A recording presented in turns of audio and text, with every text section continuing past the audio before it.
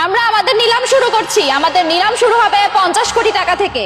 50 কোটি এক, 100 কোটি, 100 কোটি, 100 কোটি এক, 100 কোটি দুই, 150 কোটি, 150 কোটি, 150 কোটি এক, 150 কোটি দুই, 200 কোটি, 200 কোটি, 200 কোটি এক, 200 কোটি দুই, 300 কোটি টাকা। 300 কোটি। এই যে ম্যাডাম, আপনাদের এমন অনুষ্ঠানে এইরকম ছোট লোক ফকিরনি মানে কামলারা অ্যালাউ করেন কিভাবে? এরা এসে তো আপনাদের অনুষ্ঠান নষ্ট করে, ঘাড় ধাক্কাতে বের করে দেন এখান থেকে। এক্স্যাক্টলি, হ্যাঁ, এইরকম চাষা এত বড় একটা নিলামের ফাংশনে কিভাবে আসলো? আর আপনারা এদেরকে কিভাবে এলাও করছেন? হ্যাঁ, এরা কি জানে না এখানে আজকে কত বড় বড় কোম্পানির মালিকরা আসবে? হ্যাঁ, আর এরকম একটা চাষার বাচ্চা আসছে নাকি এখানে নিলামে জমি কেনার জন্য? এই চাষা, হ্যাঁ, তোর কোনো আইডিয়া আছে? হ্যাঁ, এখানে কত কোটি টাকার জমি আছে? হ্যাঁ, আসছে 300 কোটি টাকা দিয়ে জমি কেনার জন্য। এটা কোনো মাছের বাজার না যে 300 টাকা দিয়ে তেলাপিয়া মাছ কিনে নিয়ে যাবি।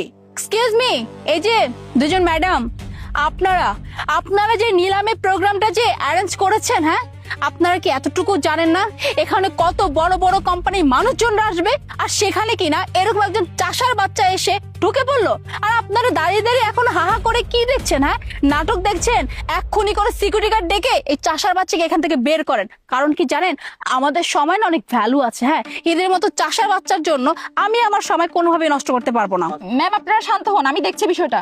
আই ফকিন্নির বাচ্চা, তোর সাহস কি করে হলো হ্যাঁ এখানে আসার?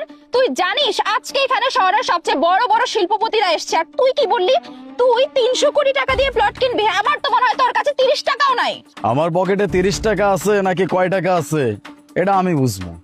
আপনারা তো এই জায়গায় নিলাম করতে বসছেন, আমিও নিলামের অংশ নিলাম। আমি আমার বিট জানায় দিছি 300 কোটি টাকা।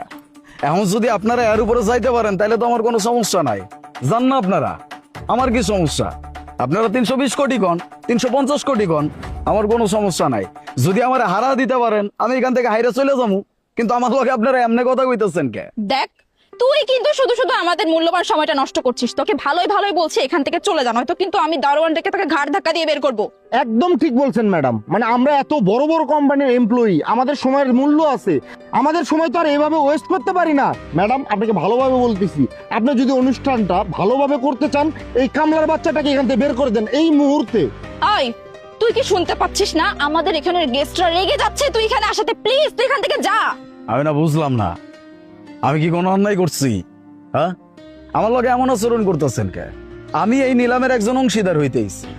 আমি যদি বিট করতে পারি তাহলে আমি নিয়ে যাবো, আমি যদি বিট করতে